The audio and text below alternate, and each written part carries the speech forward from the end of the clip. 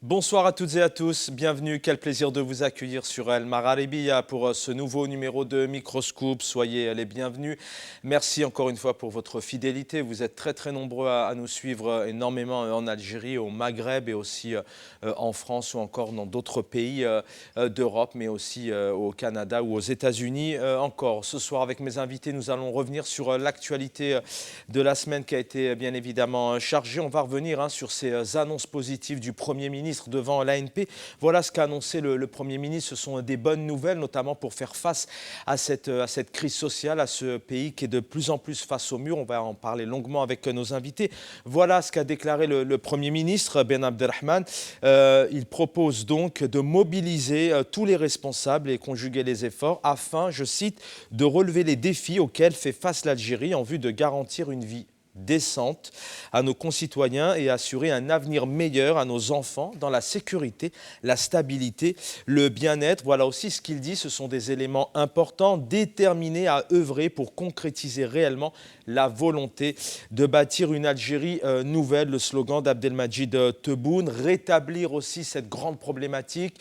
Abdelmajid Tebboune qui est aujourd'hui classé depuis plusieurs mois donc de chef de l'État illégitime. Voilà ce que propose et ce qu'annonce le Premier ministre, rétablir la confiance de notre vaillant peuple dans les institutions de l'État et reprendre son rôle en tant que partenaire contribuant à l'émergence de pratiques politiques saines et démocratiques. Face à ces propositions, on va y revenir, je vous le disais, à une semaine chargée en actualité, notamment le pouvoir d'achat, une hausse des prix en continu de consommation, un chômage de plus en plus fort. En 10 ans, la valeur du salaire moyen en Algérie a été divisée par deux, des prix qui ne cessent de grimper. On y reviendra tout à l'heure, notamment avec quelques images, des couches sociales totalement défavorisées. Voilà ce que dit le syndicaliste Méziane Meriane. On supprime le dessert, les viandes blanches, notamment le poulet, qui aujourd'hui atteint les 500 dinars le kilo. Il dit clairement aussi, imaginez un salarié avec 20 000, 30 000 et même 40 000 dinars par mois. Comment pourra-t-il faire face alors qu'aujourd'hui le SMIC est aux alentours de 18 000 dinars? Une situation donc catastrophique. On reviendra aussi sur cette répression qui est de plus en plus présente en Algérie. L'activiste Fodil Boumala donc, a été arrêté mardi dernier à son domicile avec une perquisition. On en parlera. D'autres répressions aussi, notamment mardi soir, si je ne me trompe pas, Mira Moknache à Elxer donc, a été perquisitionnée et a été aussi arrêtée, toujours selon le Comité national pour la libération des détenus. L'arrestation à Tizi Ouzou d'Abdelnour Abdeslam aussi. Hassan Bourras a été arrêté et placé en garde à vue dimanche dernier. Ou encore Mohamed Mouloudj. On reviendra aussi malheureusement sur les haragas de plus en plus présents. Ce sont ces jeunes garçons, ces jeunes familles, ces enfants, ces femmes, ces jeunes femmes qui malheureusement prennent le large pour essayer de rejoindre notamment les côtes espagnoles. En juillet dernier, 2217 haragas algériens ont réussi à atteindre les côtes espagnoles. Sur 41 000 migrants arrivés en Espagne, eh bien, ce sont 11 200 Algériens. Malheureusement, en 2020, l'Espagne est la destination malheureuse préférée des Algériens. Nous sommes en février 2019, c'est le début du Hirak, cet espoir. Et à cette époque-là, d'ailleurs, il y avait de moins en moins, voire pas du tout de haraga, puisqu'il y avait un espoir. On va en parler de cette révolution dans quelques instants. Dans quel état est la révolution, le Hirak, aujourd'hui? Comment aussi peut-il renaître un peu de ses cendres, même s'il il est encore là d'une manière différente. On a encore vu quelques manifestations la semaine dernière, même s'il y a eu des arrestations et de la répression. La diaspora est toujours présente. En tout cas, un peu d'espoir avec ces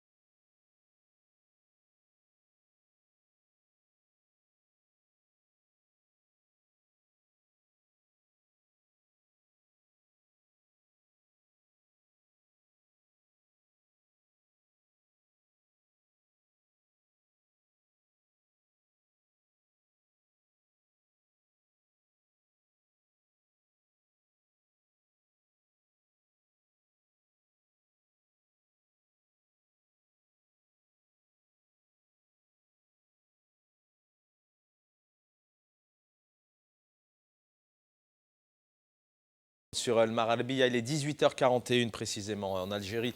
Soyez les bienvenus. On espère tant bien que mal que vous allez toutes et tous plutôt bien. On a une pensée pour toutes ces familles qui sont encore dans la douleur après ces feux qui ont ravagé le nord du pays. Énormément la Kabylie. On compte aujourd'hui près de 215, 225. En tout cas, les chiffres ne sont pas officiellement affichés, mais d'après tout ce qu'on peut lire sur les réseaux sociaux, il y a énormément de morts. Et puis la Covid qui sévit toujours avec cette crise sanitaire qui malheureusement a été très critiquée, notamment dans sa gestion en Algérie. Donc on a une pensée pour toutes ces familles. Algérie 2 points, un pouvoir d'achat en chute libre.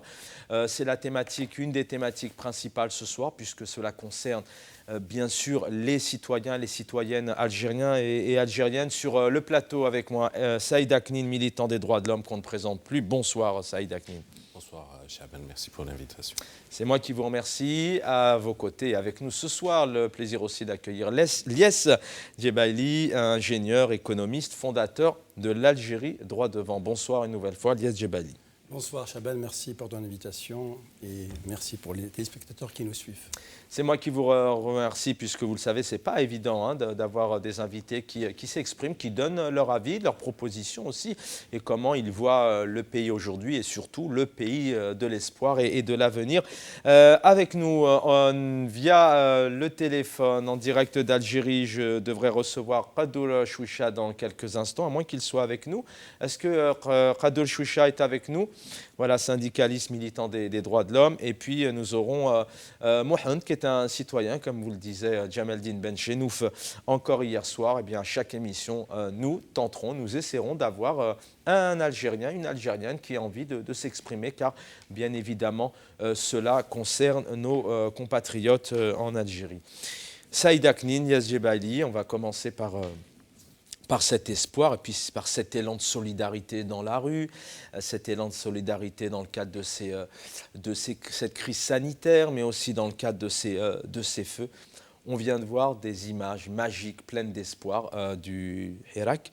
Cette révolution, Saïd Aknin, elle est aujourd'hui, elle stagne un peu, elle est aussi un peu en pause.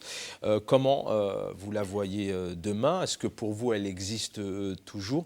Et puis, est-ce que le fait qu'il y ait une pause aussi, c'est pas aussi dû à ce qu'aujourd'hui, les Algériens et les Algériennes sont aussi face à leur quotidien avec de grosses difficultés? Et puis, c'est aussi peut-être interrogation, est-ce que ce n'est pas aussi un peuple qui, pendant des années, a été aussi terrorisé, conditionné à ne pas s'exprimer? Encore une fois, merci. C'est un plaisir d'être avec l'IS. Je salue les téléspectateurs. Avant même de commencer, aujourd'hui, le village Erligen enregistre un autre décès. Un décès de trop. Nos pensées vont aux familles qui ont perdu un être cher, un voisin, un cousin.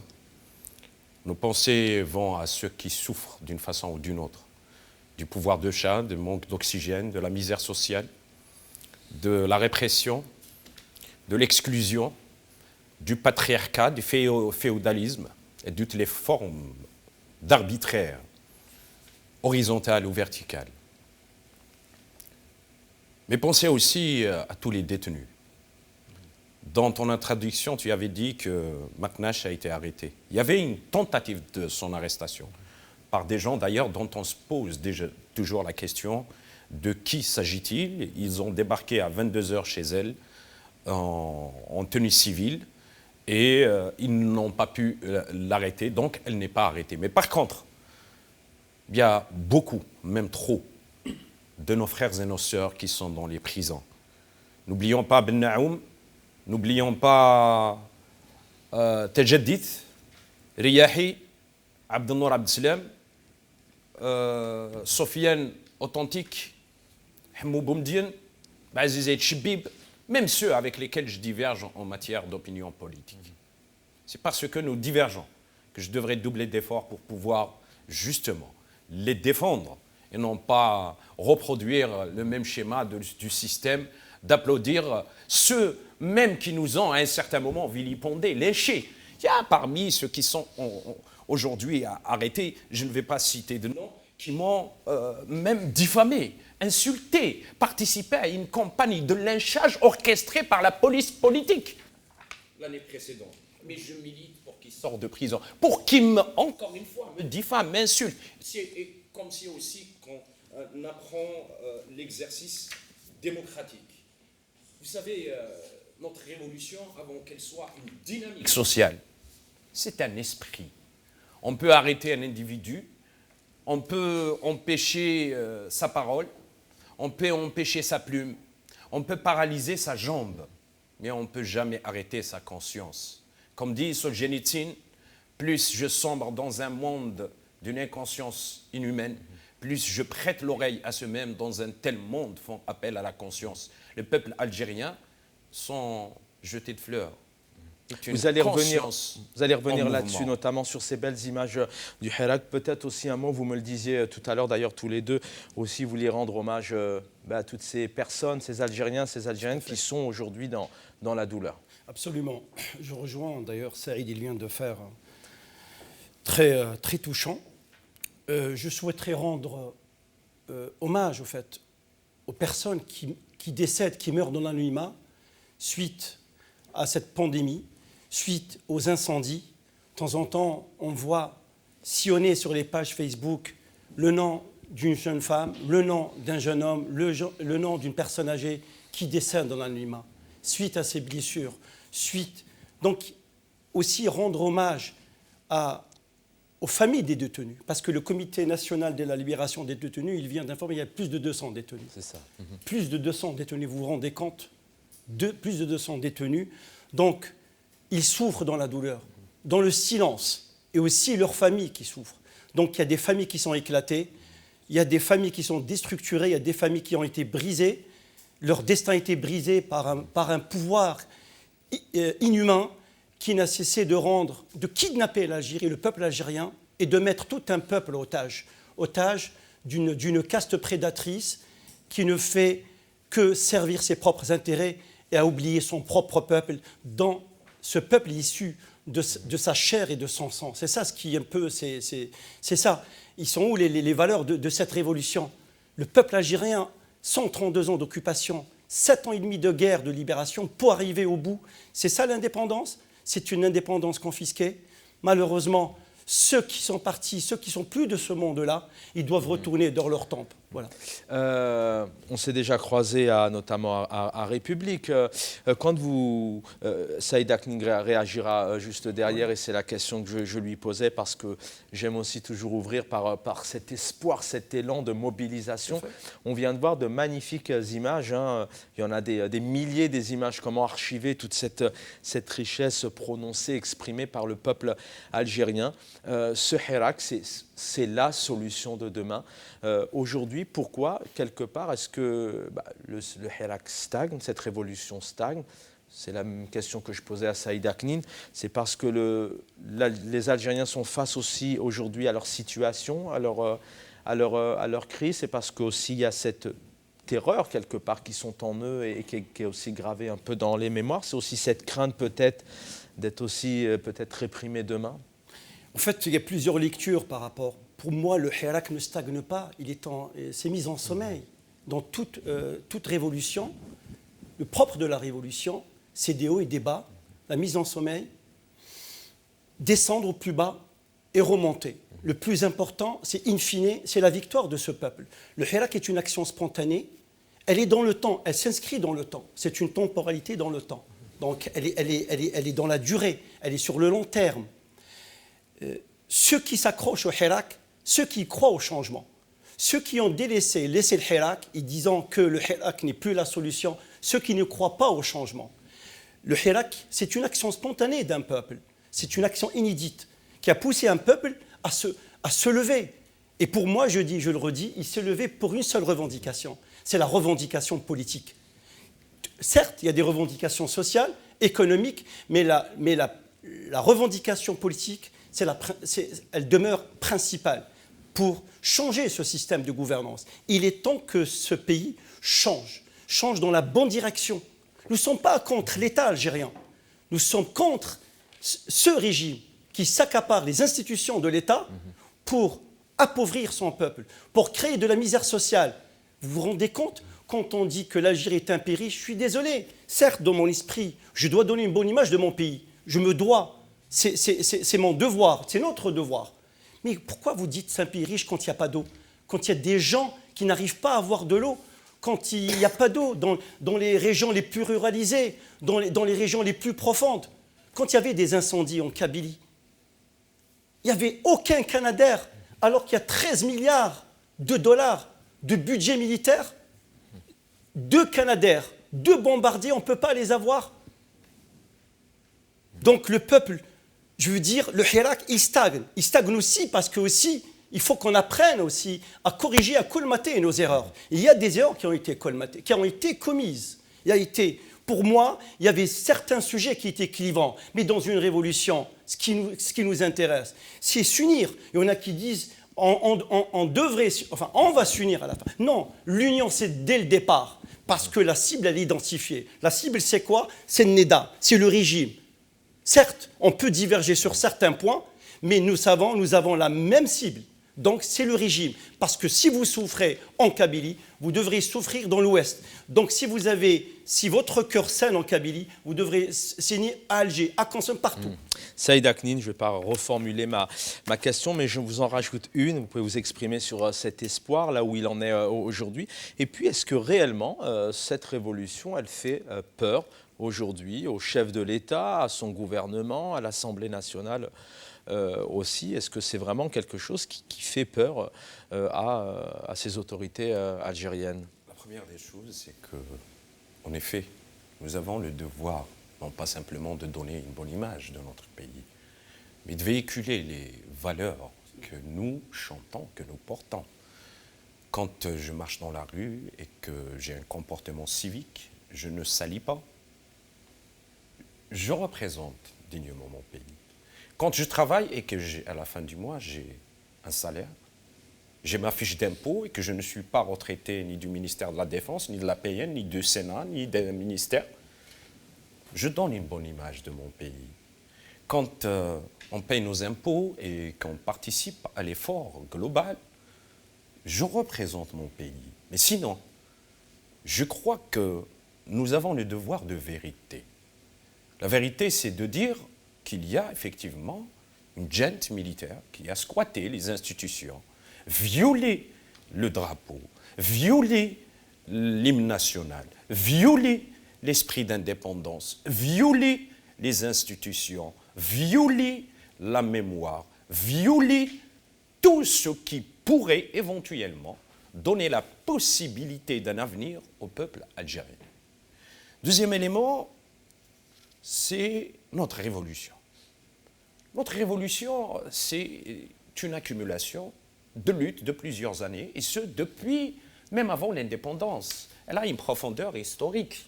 Cette profondeur historique, justement, elle nous permet de nous projeter et de savoir qui nous sommes. Notre révolution, ce n'est pas simplement qu'elle fait peur, ou c'est une révolution. D'abord, revenons au mot révolution. Le mot révolution, dans le sens littéraire, c'est renverser la table.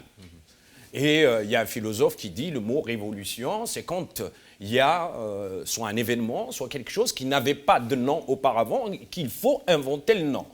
En effet, la révolution du peuple algérien a révolutionné le sens de la révolution à partir du moment que dans le cheminement historique, révolution est liée à la violence, est liée au sang. Le peuple algérien, il l'a lié à la paix, il l'a lié à la silmia, il l'a lié à la convivialité, il l'a lié au vivre ensemble, il l'a lié au respect, il l'a lié aussi aux protections de l'État, des édifices, des institutions. Le peuple algérien n'est pas sorti pour casser. Donc, depuis cette accumulation, il y a une insurrection des consciences qui est en mouvement.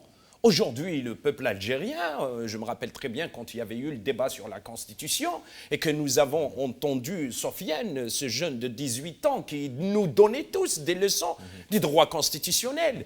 Quand aujourd'hui on discute du pouvoir d'achat, le peuple algérien aujourd'hui, il arrive tant bien que mal à discuter du pouvoir d'achat et à s'intéresser à la chose de la cité, donc à la chose politique, donc à avoir une envie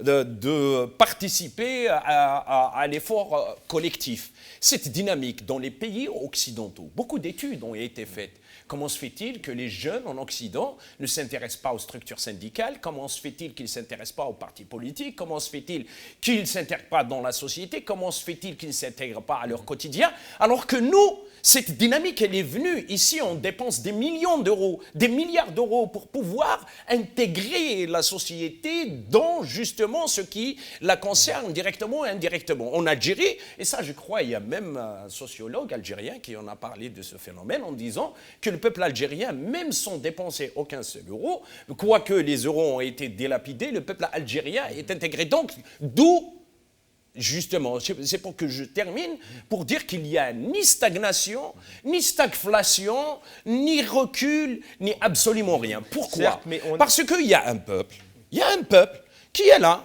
dans les moments les plus difficiles, il a transformé la dynamique de contestation en mécanique de solidarité citoyenne. C'était là lors du confinement 1, c'était lors de la crise de l'oxygène, lors des feux, ainsi de suite. Donc il y a une transformation de cette dynamique de contestation à une forme de construction d'un tissu social avec de la découverte de nouveaux pouvoirs spatiaux, pour un peu paraphraser Bruno Latour et parler un peu de territoire. Quand on voit des jeunes, un exemple très factuel, quand on voit des jeunes refaire une unité de soins à Haïzer, une autre à Souq el-Tenin, une autre, ça c'est un pouvoir de la société. C'est la révolution aussi, ça. Quand on voit des jeunes, ça, mais la révolution, ce n'est pas simplement de venir, de paraphraser et de dire Dawla Madaniya Machi Askariya, généraux assassins, et de dire la transition, et de dire certains partis politiques, ils n'ont pas un ancrage social, mais aussi de voir ce que le peuple est en train d'impulser comme une nouvelle dynamique. Et cette dynamique, c'est une nouvelle praxis politique, c'est un nouveau mode d'organisation, c'est un nouveau personnel, c'est de nouvelles formes d'organisation qui sont là et qui sont dans un instant, dans la société. Elias, parce que Djebali voulait réagir, mais je reviens sur cette question. Gardez la parole, Saïd Aknin. Est-ce que cette révolution, par cet élan de solidarité, effectivement, d'ailleurs je vous rejoins, hein, il y a la révolution sur les réseaux sociaux, la révolution aussi dans la rue, on l'a vu, on le voit avec ces très belles images que Karim a le plaisir de nous diffuser, mais aussi il y a cette révolution sur notamment les élans de solidarité. Est-ce que cette révolution, ce peuple, fait peur aujourd'hui au pouvoir, au régime, aux autorités, aux chefs de l'État? Quand on voit l'arsenal déployé par ce système pour réériger le mur de la peur qui est tombé le 22 février. Le régime n'a pas simplement peur. Il a peur d'abord par ce que lui renvoie son propre miroir. Ce qu'ils ont déjà fait.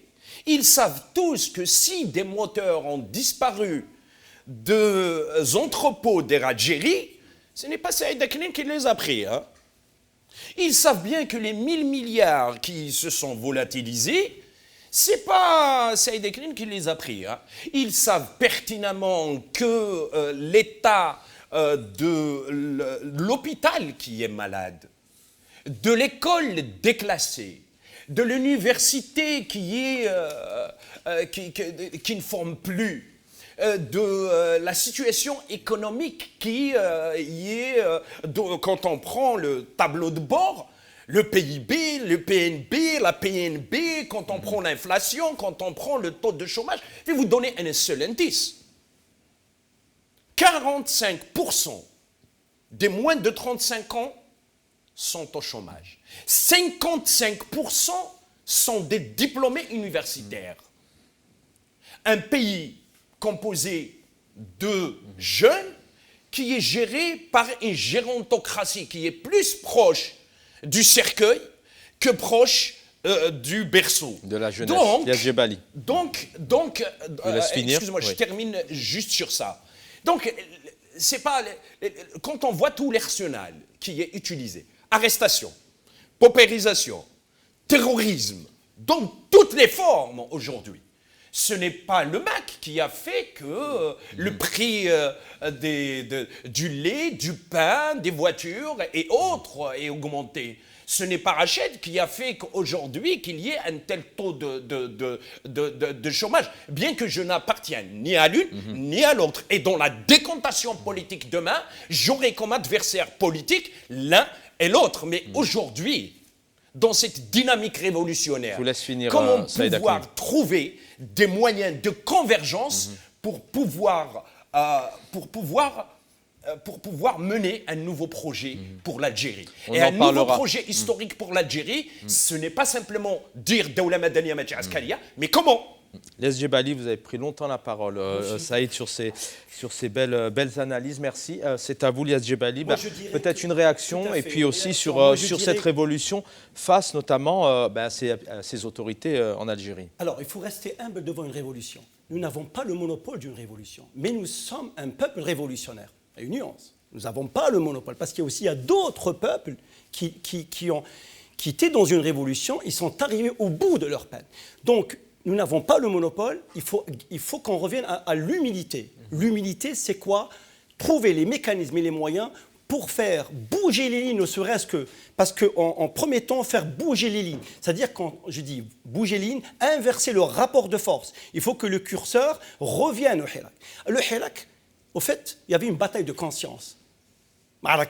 C'est-à-dire, je suis conscient qu'il faut changer. C'est-à-dire, c'est irréversible. Dans l'esprit du citoyen algérien, même s'il ne participe pas au Hirak de près ou de loin, même si c'est un bousbar, le doigt bleu, il sait au fond de lui-même. Il est habité par une conscience que l'Algérie, elle va quasiment vers l'abîme, vers la faillite. Je crois qu'il faut arrêter toutes ces stigmatisations. Celui-là.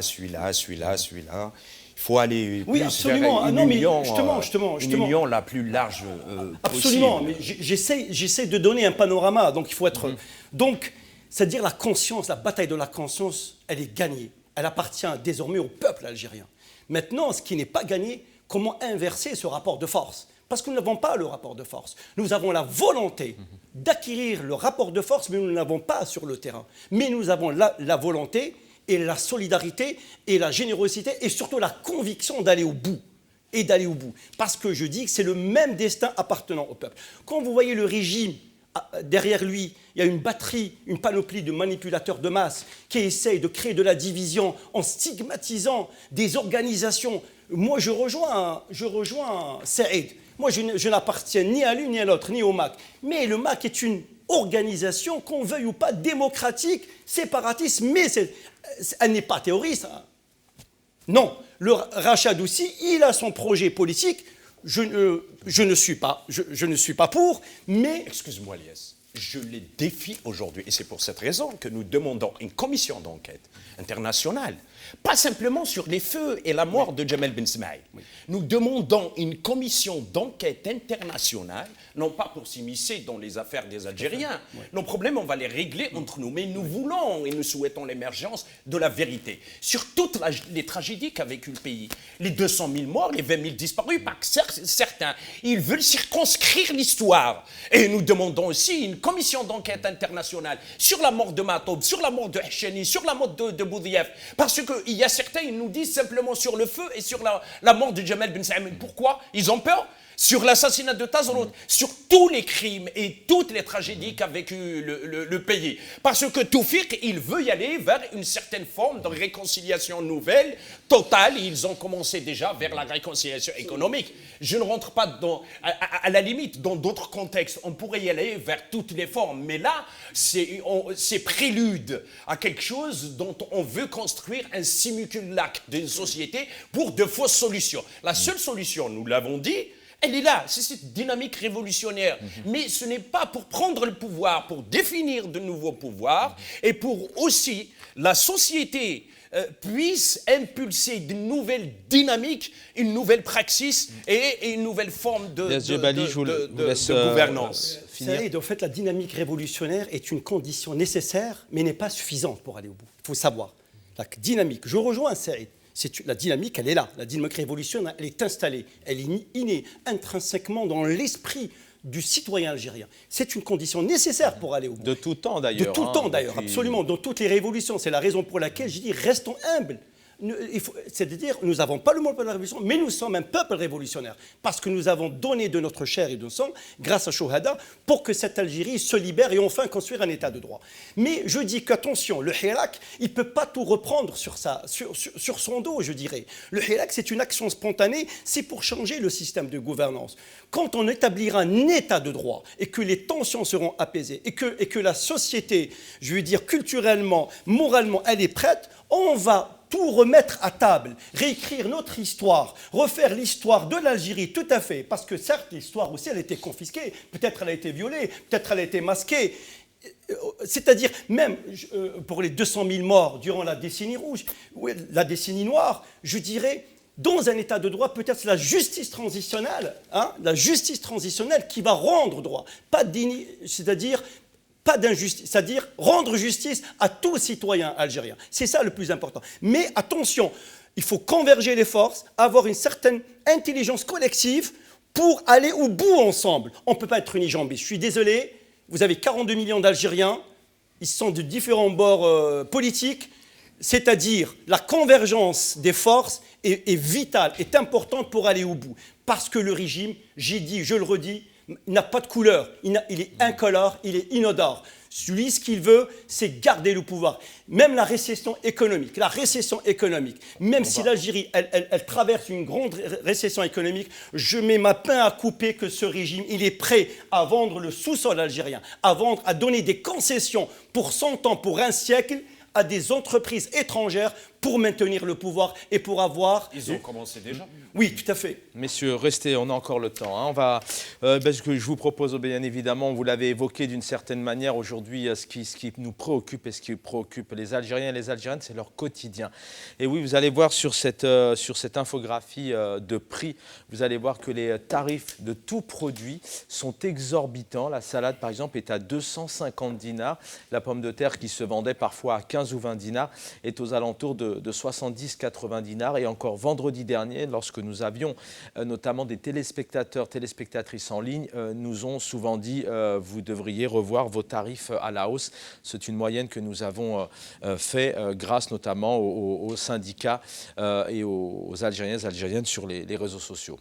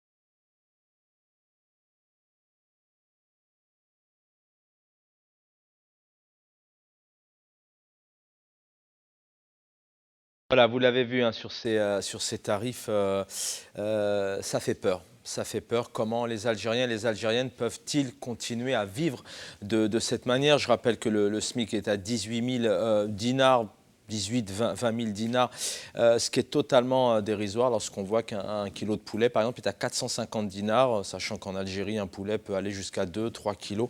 Donc c'est très compliqué pour les Algériens aujourd'hui de subvenir à leur quotidien. Avec nous, Si Mohamed, bonsoir. Si Mohamed, vous êtes citoyen algérien donc en Algérie, bienvenue à vous.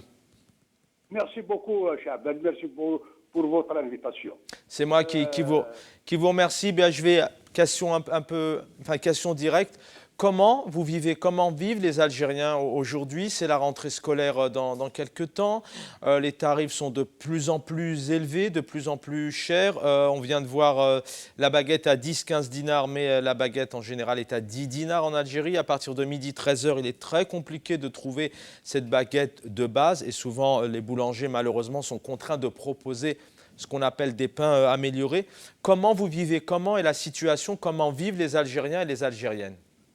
Mais écoutez, Monsieur Chaban, la situation de l'Algérie était prévisible. Ce pouvoir, depuis 1962, a réduit les Algériens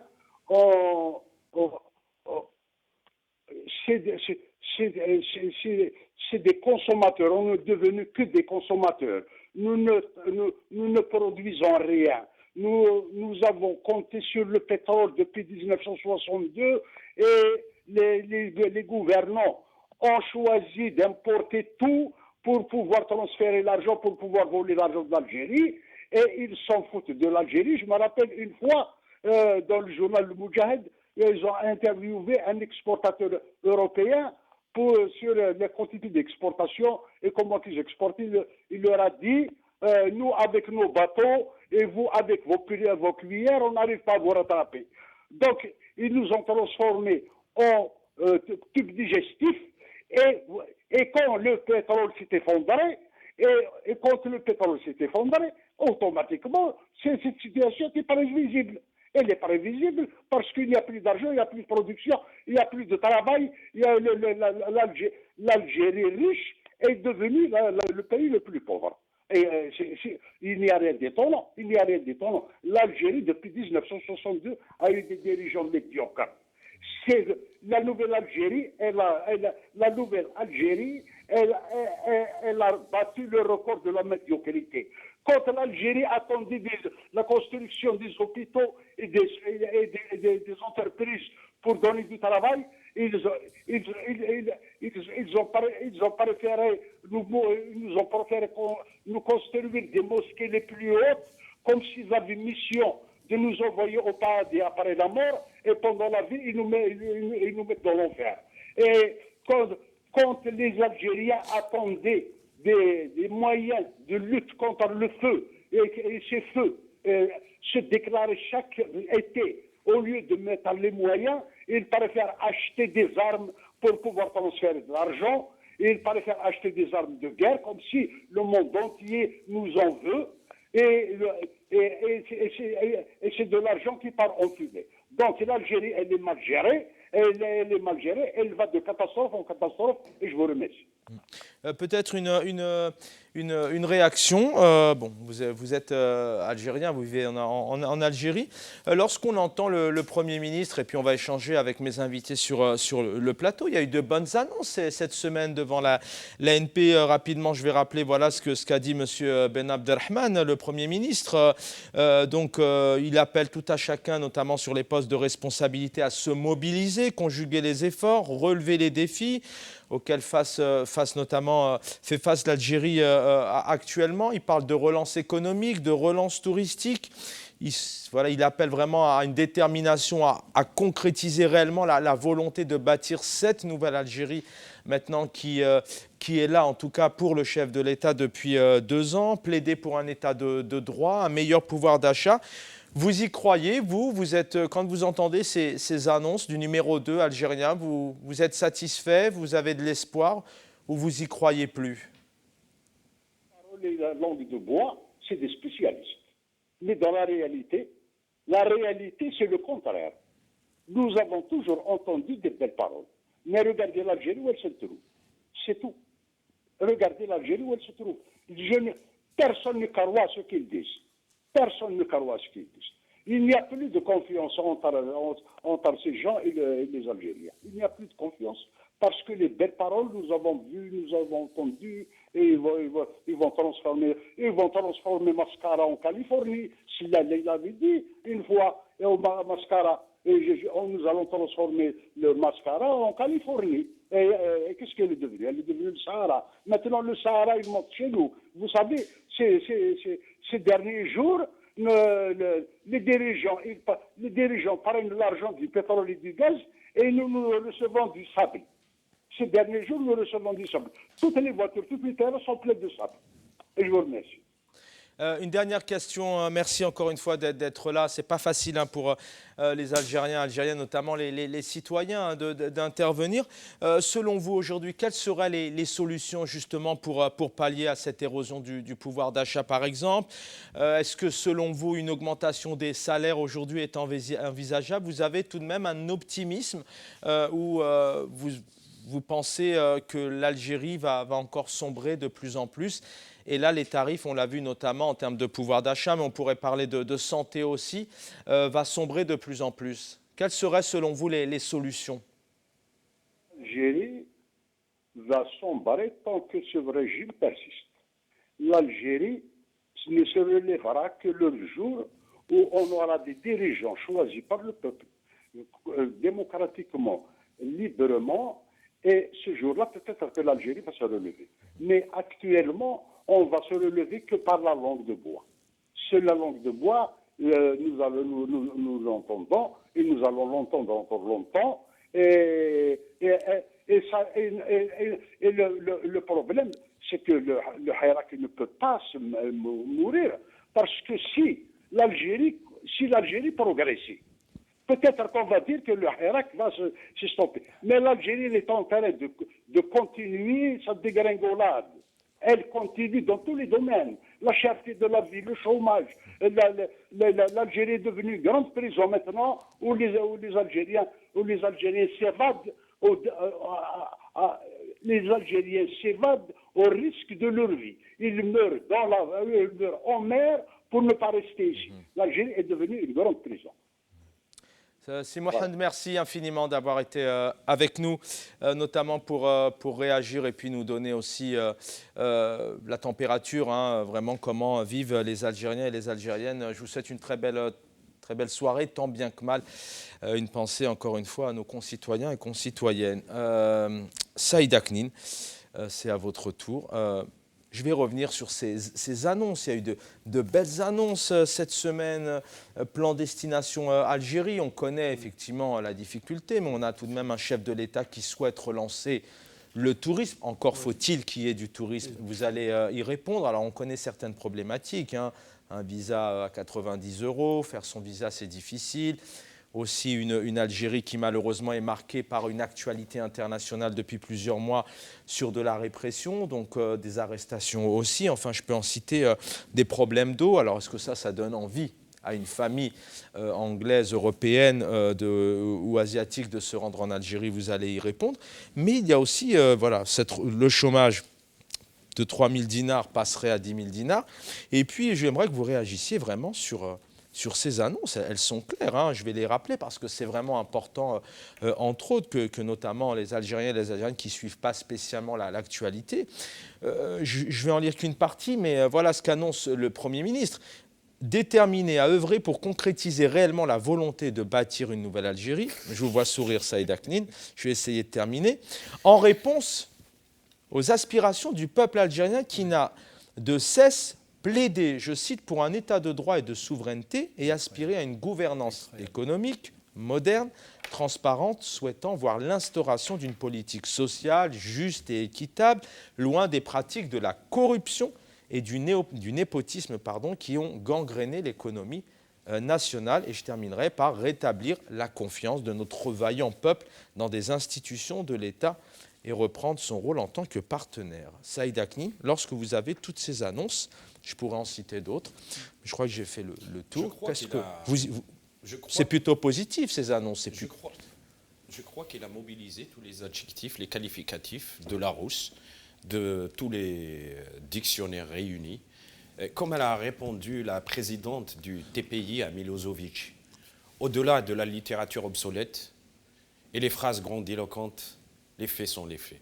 Vous savez, dans un programme de gouvernement, on n'est pas là pour faire dans la littérature obsolète. Absolument. On n'est plus dans ce genre de communication. On est dans le slide, et dans le slide, c'est des points. Ces points-là s'articulent autour de quand, comment, pourquoi. Avec pourquoi ces annonces? C'est pour tourner un film, une série? Elles sont là, ces annonces. Avec des objectifs. Excuse-moi, je vais terminer. Avec des objectifs bien déterminés, chiffrés, avec des délais de réalisation et avec la mobilisation de moyens. Qui, quoi, comment et quand. Voici les questions qu'on se pose, on n'a rien inventé. Ça, c'est dans tout plan d'action. Dans tout plan d'action, je ne sais pas. Après, par la suite, la littérature, on la laisse de côté. On va parler, par exemple, du tourisme. Le tourisme, dans son plan de dissertation littéraire, il a écrit que l'Algérie reçoit 2 millions de touristes.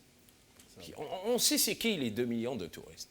Mais qu'est-ce que vous avez fait justement pour être concurrentiel avec des pays comme la Tunisie, comme la Grèce, comme le Portugal, quand le billet d'avion en pleine saison en Algérie coûte 5 fois, voire 6 fois plus cher que la Tunisie. Quelles sont les infrastructures touristiques que vous avez bâties? Quelles sont les zones touristiques? Quelles sont les structures d'accompagnement, le loisir? Oui, puis la sécurité tout de même. Mais je termine. Le loisir, les infrastructures routières.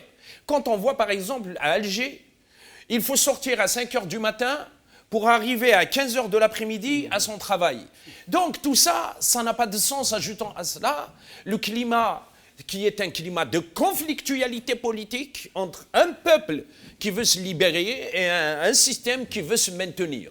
Donc le peuple, il veut se libérer et ce système, il utilise un certain nombre de moyens, dont la diversion, la division, la dévitalisation pour maintenir la dictature.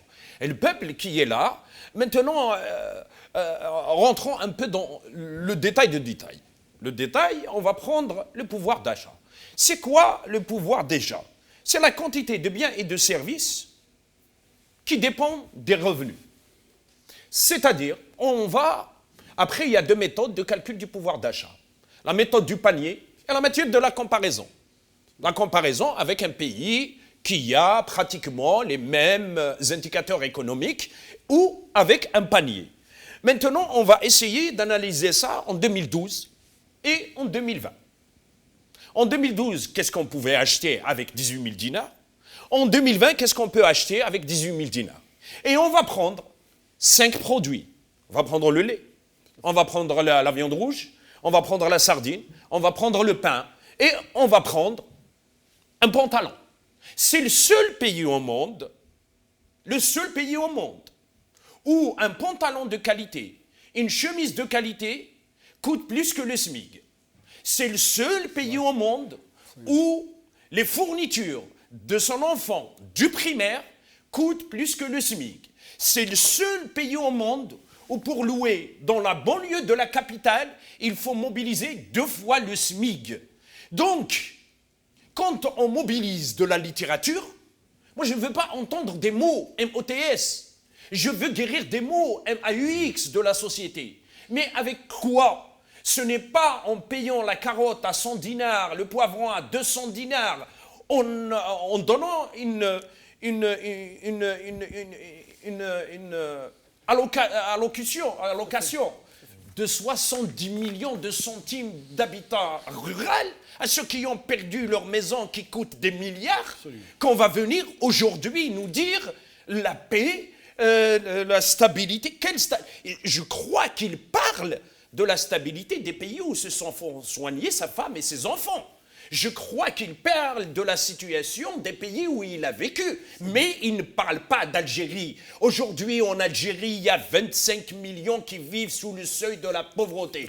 Aujourd'hui, en Algérie, il y a les plus riches, il y a 2000 familles qui détiennent plus de 80% de la richesse nationale. Et il y a des plus pauvres. Et ces plus pauvres vont s'appauvrir davantage et les plus riches vont s'enrichir davantage. Voici l'Algérie des généraux. Voici l'Algérie des 12 milliards de dollars de la balance de l'achat de l'armement. Ajoutons à cela, y compris cet armement, il ne sert à rien. À quoi il va servir cet armement? Après, ils vont nous parler de Siyad al-Wataniya, at-tadakhul al-Khariji. Ta balle, tu ne la produis même pas. Ton fusil, tu ne le produis même pas et tu vas me parler de je ne sais pas quoi et de l'ennemi extérieur et de l'ennemi intérieur et ainsi de suite. C'est pour cette raison que le peuple, c'est pour toutes ces raisons objectives que le peuple algérien est sorti le 22 février. Le peuple algérien est sorti le 22 février parce qu'il y a une accumulation de facteurs.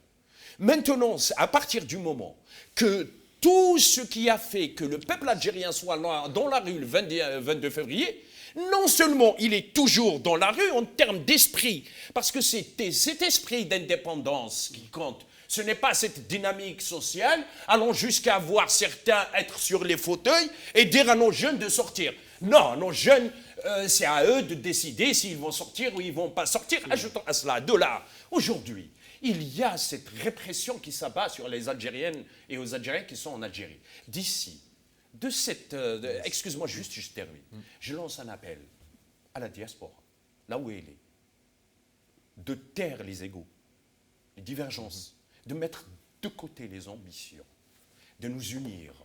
Parce que quand la révolution algérienne, pendant la guerre de libération nationale, il y avait eu l'opération Jumelle, il y avait eu cette chape de plomb qu'avait imposée la France coloniale contre le peuple algérien. Aujourd'hui, on est le 16 septembre.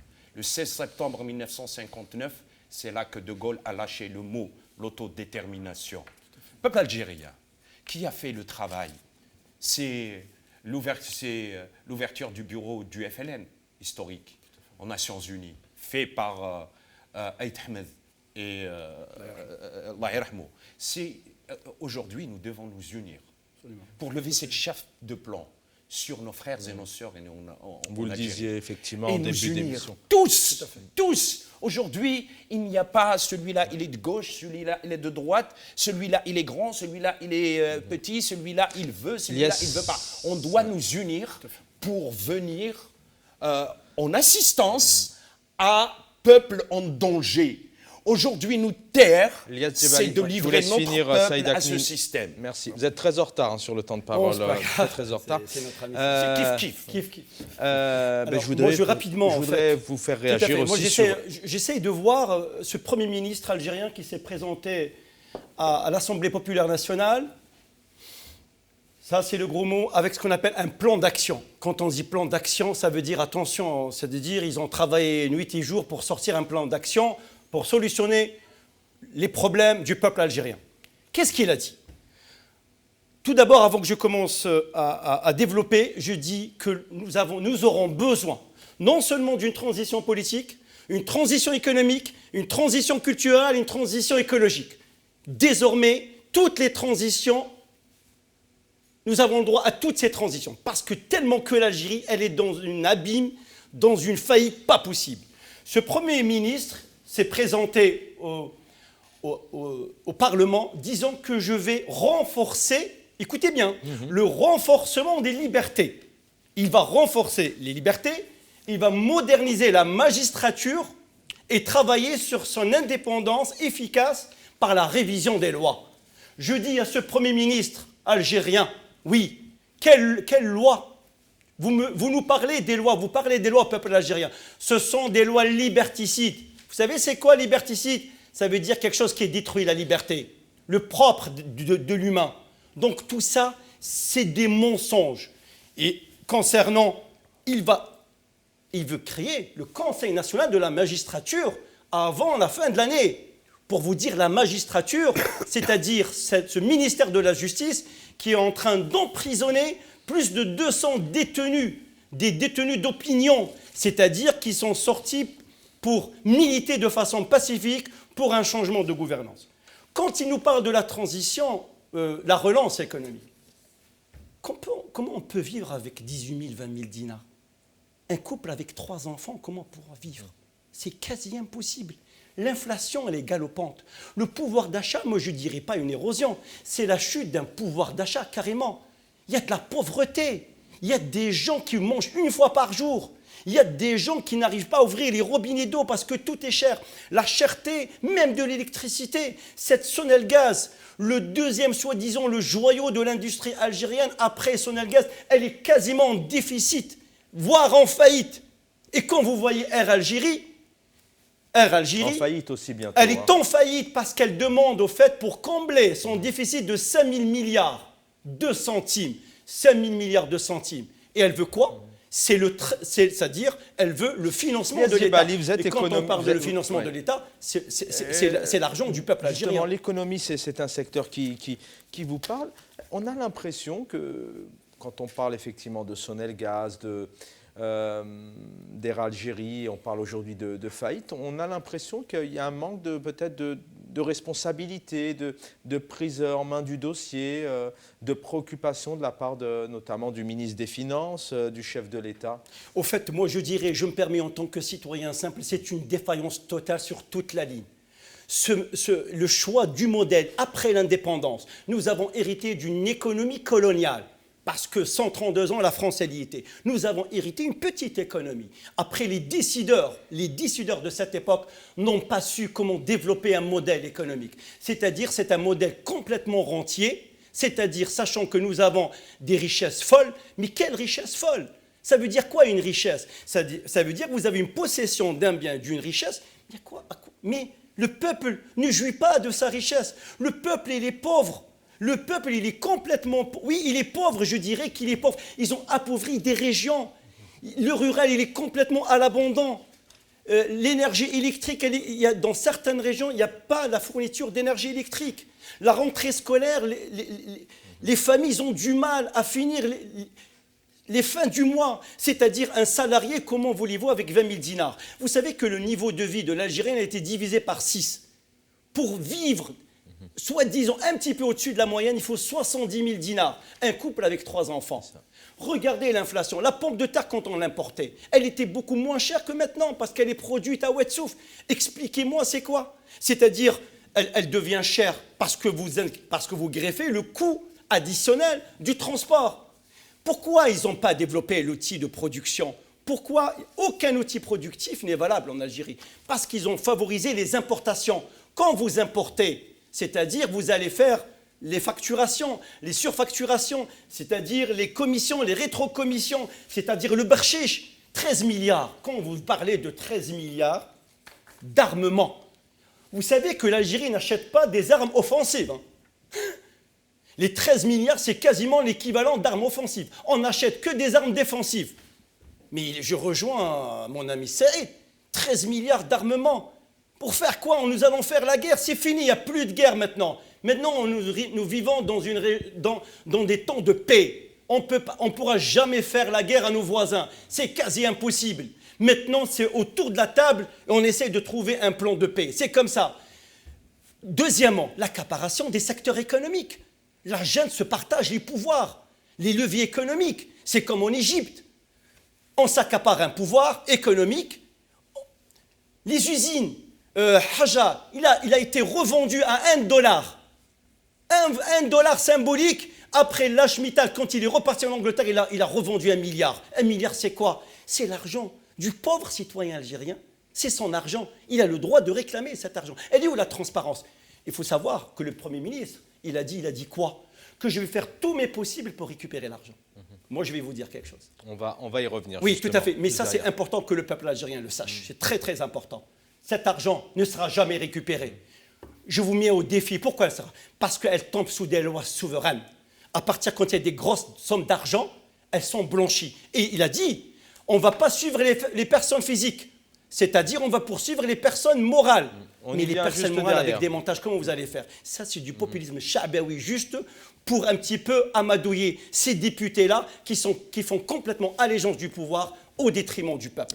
Les détenus, c'est la répression malheureusement est toujours d'actualité en Algérie, avec souvent des perquisitions, des arrestations, voire aussi des kidnappings, notamment sur 48 heures, par exemple, sans nouvelles de certaines personnalités, comme on l'a vu il y a quelques jours avec la jeune Camira, hein, qui est responsable notamment du pôle à Mazir dans le monde. Un hommage aux détenus.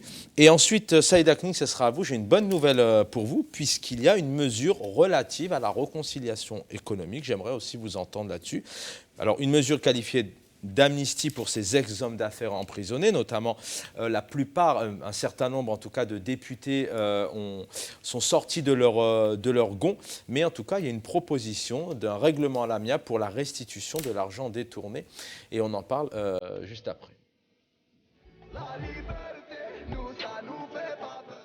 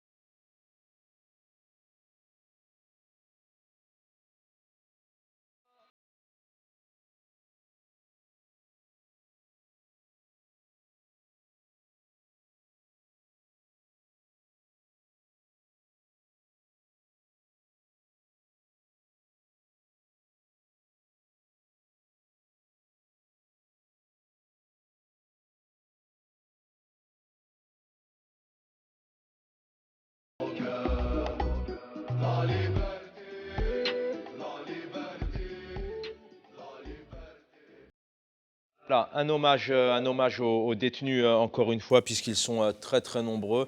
Ils sont malheureusement voilà, dans leur prison et on connaît les difficultés, hein, de l'emprisonnement.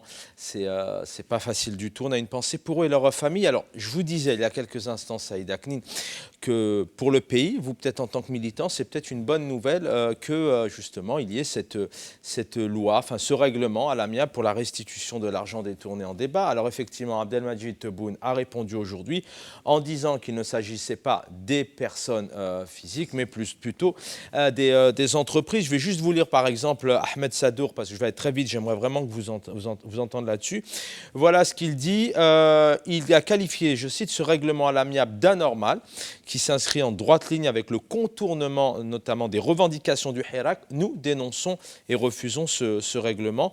Quant au député, lui, FLN, c'était le MSP, Ahmed Sadouk, et là le député FLN, Ahmed Ben Ravah, voilà ce qu'il dit. Est-ce que ce mode de règlement à l'amiable n'aboutirait pas à une amnistie en faveur des hommes d'affaires, des dirigeants ou autres ministres contre lesquels la justice a déjà prononcé de lourdes peines de prison dans le cadre des affaires de corruption? Alors ça, c'était il y a 48 heures. Il y a une nouvelle annonce du chef de l'État qui dit que ça sera au niveau des entreprises. Mais est-ce que c'est possible d'abord de retrouver cet argent? Et puis, est-ce que vous y croyez, vous, à cette restitution à l'amiable? Et puis, qu'est-ce que ça veut dire, une restitution à l'amiable? D'abord, il n'y a pas un fonctionnement normal des institutions de l'État. On ne sait pas qu'est-ce qui se fait, comment il se fait et pourquoi il se fait. Donc, ces effets d'annonce, à la limite, dans une situation normale, à partir du moment qu'on ne peut pas réfléchir à un modèle normatif dans le cadre du système algérien. C'est une histoire de rééquilibrage clanique avec parfois des effets d'annonce dont on ne peut pas mesurer. Il n'y a pas de transparence, on ne sait pas quel est l'impact de ce qui est. Sinon, dans l'absolu, parfois, il y a des affaires qui sont très compliquées au niveau international. Il y a beaucoup d'embûches pour pouvoir récupérer l'argent perdu. Donc, il y a un certain nombre de pays qui y ont recours, mais avec de bonnes intentions, une bonne foi et l'exécution réelle à partir du moment qu'il y a l'émergence Il d'un sollicite pouvoir. d'ailleurs, hein, il souhaite pardon. solliciter le partenariat et l'aide de certains Pardon, pays comme, comme je la France. Je termine. vous laisse terminer. Je termine. Simplement, dans les années 80, la fin des années 80, il y avait un cas similaire. Un homme d'affaires qui a fini en prison, auquel on avait dit il fallait restituer l'argent. Et le monsieur en question, ils ont pris son argent, ils l'ont envoyé dans le compte de l'Arbi Belkhir. Donc il est parti d'un clan des généraux à un clan des généraux sans pour autant qu'il ait le peuple. Donc dans cette situation, maintenant, soit qu'on parle de la nature du système, auquel cas cette réconciliation, c'est comme à la réconciliation précédente, celle de la Madani Mzarag. C'est du pareil au même. Donc, cette réconciliation fiscale, c'est entre copains et coquins. Ils vont permettre à Haddad de sortir, à leurs amis de sortir. Et puis, pour ceux qui... et dans la stratégie du système. Sa stratégie aujourd'hui, c'est de nous faire croire qu'il y a un changement. Et ce changement est pire qu'avant le 22 février, pour nous faire regretter notre révolution. Et c'est pour cette raison qu'ils ont mobilisé tous les moyens de répression, un terrorisme économique, un terrorisme culturel, un terrorisme... Toutes les formes de terrorisme sont mobilisées contre le peuple algérien. C'est pour cette raison que je dis aujourd'hui, être du côté du peuple, c'est venir en aide à un peuple en danger. Être de l'autre côté, c'est de venir en aide à un régime en danger. Et il n'y a pas d'autres explications. Les autres explications, c'est de la littérature, obsolète. S'il y avait réellement une transparence, il a dit contre Al-Khota. Il a dit أنا نعرف وين كاين دراهم ونقدر نجيبهم والآخر ainsi de suite. Quant à Al-Khota, on a vu, chaque fois qu'ils emprisonnent un jeune, 100 000 dinars, 200 000 dinars, 1 million de dinars, ainsi de suite. Et on vient d'apprendre que Fodil Boumala est en prison. Et on apprend chaque jour qu'il y a des emprisonnés. Et de l'autre côté, ils nous disent qu'on va s'acheminer vers un état de droit. Il n'y aura pas d'état de droit avec des lois élastiques. Il n'y aura pas d'état de droit avec l'article 87 et 87 bis. Il n'y aura pas d'état de droit sans contre-pouvoir. Il n'y aura pas d'état de droit sans légitimité populaire. Il n'y aura pas d'état de droit dans un système verrouillé par une junte militaire.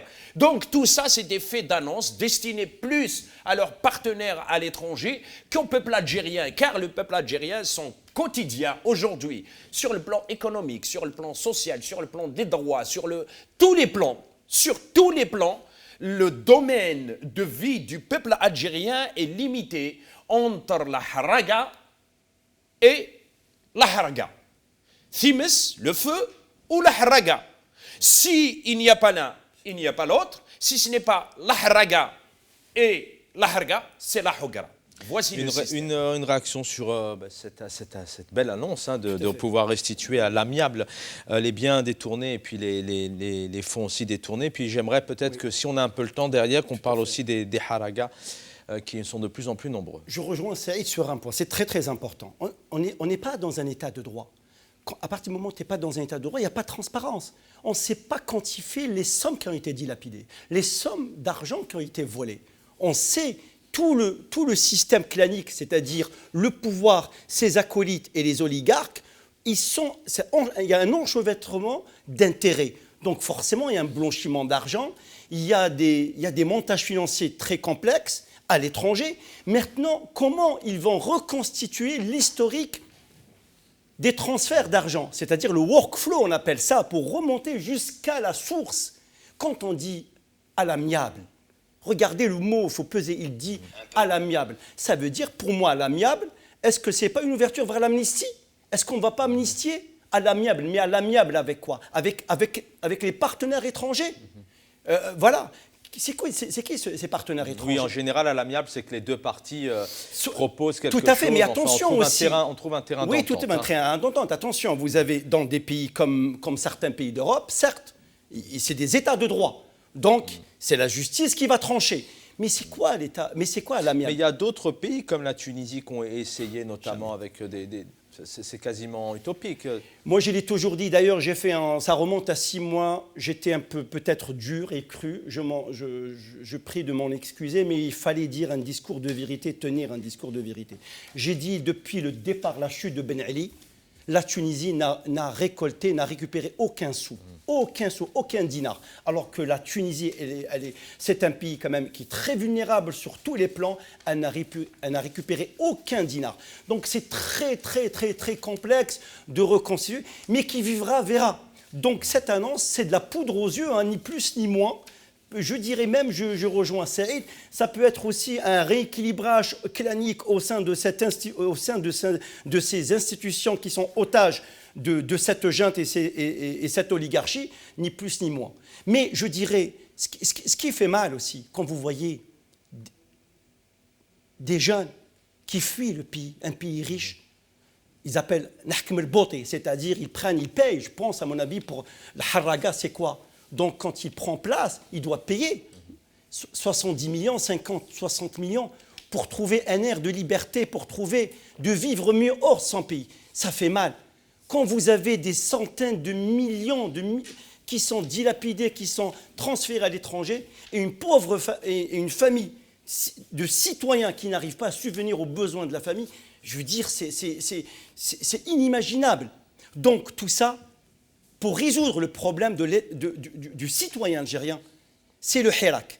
Il n'y a pas d'autre alternative au Hirak. Le Hirak, même s'il est parasité, il n'y a qu'un seul.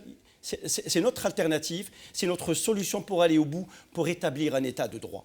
L'Algérie, elle a des richesses, c'est vrai, mais que ces richesses doivent jouir au sein du peuple. C'est le peuple qui doit jouir de sa richesse et exploiter ses richesses dans un état de droit.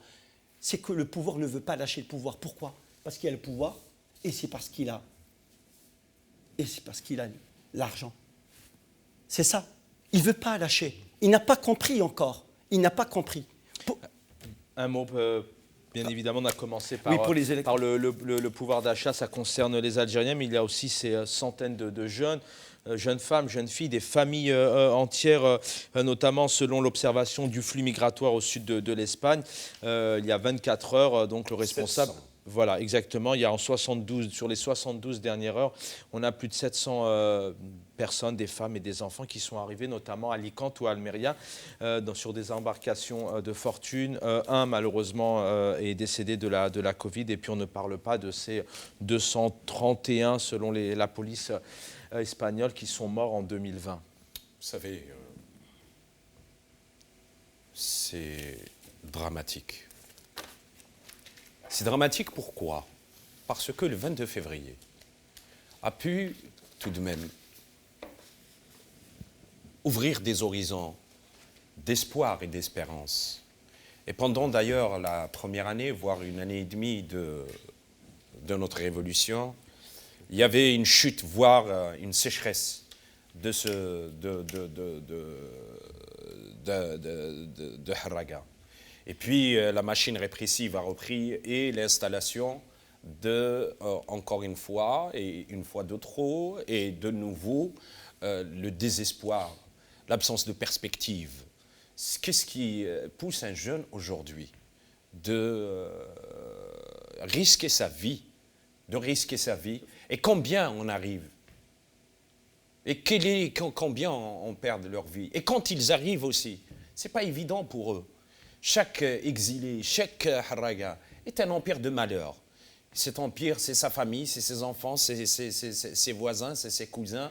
Et puis quand il arrive, il est stigmatisé de partout, il est exclu. Il y a certains comme Brahim Lalami et d'autres Algériens qui y ont été refoulés par les autorités des pays, et puis ainsi de suite. Donc, ce système, c'est un système de malheur. C'est un système qui installe les patients tristes. C'est un système qui est en train d'utiliser tous les leviers d'un pouvoir, d'un système totalitaire pour se maintenir en place. La paupérisation, la répression, la hogra, l'exclusion, et tout ça parce qu'il veut se venger du peuple seulement. Je vais demander à Karim peut-être de nous offrir 2 petites minutes supplémentaires. Je sais qu'il y a un décrochage de Londres juste derrière. 30 secondes. Est-ce que sur toutes les annonces qu'on vient d'évoquer, qui sont là, qui sont présentes, qui sont positives en tout cas pour le chef de l'État, le Premier ministre, c'est quoi toutes ces annonces en 30 secondes? C'est pour anesthésier le peuple? C'est pour faire divergence? C'est du vent, du néant dans l'empire du vide. Mais par contre, je peux vous dire qu'est-ce qui pourrait éventuellement être très intéressant. C'est l'Institut de l'intelligence artificielle qui vient d'être ouvert en Algérie. Ça, c'est une très bonne décision. C'est une très bonne décision. Quand il y a des décisions concrètes qui sont faites, on sait le dire. Mais quand il n'y en a absolument rien, d'autant plus qu'aujourd'hui, c'est quoi le quotidien d'un Algérien? Je vous laisse finir rapidement. C'est du blabla? C'est du blabla? C'est de l'air dans l'air? Non, le quotidien d'un Algérien. Comment aujourd'hui arriver à vivre dignement, décemment, en étant respecté dans son propre pays, à avoir sur les de l'esprit. Sur les haragas, par exemple, si vous le souhaitez. Oui, sur les haragas, au fait, ce sont nos compatriotes qui ont fui le pays. Hein. Il n'y a pas qui ont fui le pays suite à cette gouvernance quasiment qui a anéanti tout un peuple. Donc, c'est vrai, quand ils arrivent en Europe, c'est pas si facile que ça. C'est-à-dire ils ont été leur destin, je veux dire, ils ont plus de lien avec leur famille. Maintenant, est-ce que le quotidien de l'Algérien va changer? Il ne changera pas.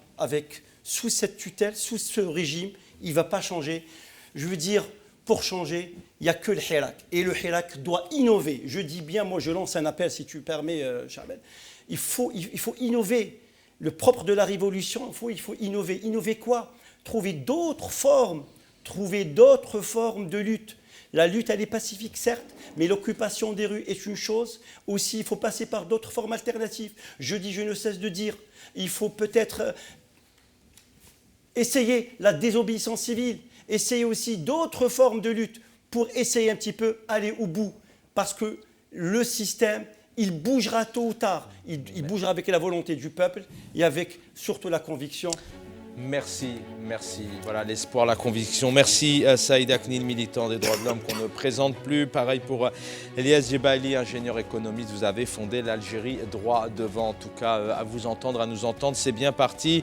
On devait adjoindre Khadoul Choucha, on n'a pas pu ce soir. Un grand salut à ce syndicaliste militant des droits de l'homme. Et un grand merci à Si Mohamed qui nous a donc donné son témoignage. Algérie 2. Pouvoir d'achat en chute libre. Bon courage à nos compatriotes, frères et sœurs en Algérie. Nesrine Tourki, merci d'avoir préparé l'émission à mes côtés. Je salue bien évidemment Ramadan et Karim en régie d'avoir réalisé techniquement cette émission. Très bonne soirée. Demain soir, vous avez rendez-vous avec Jamaldine Benchenouf. Merci à tous.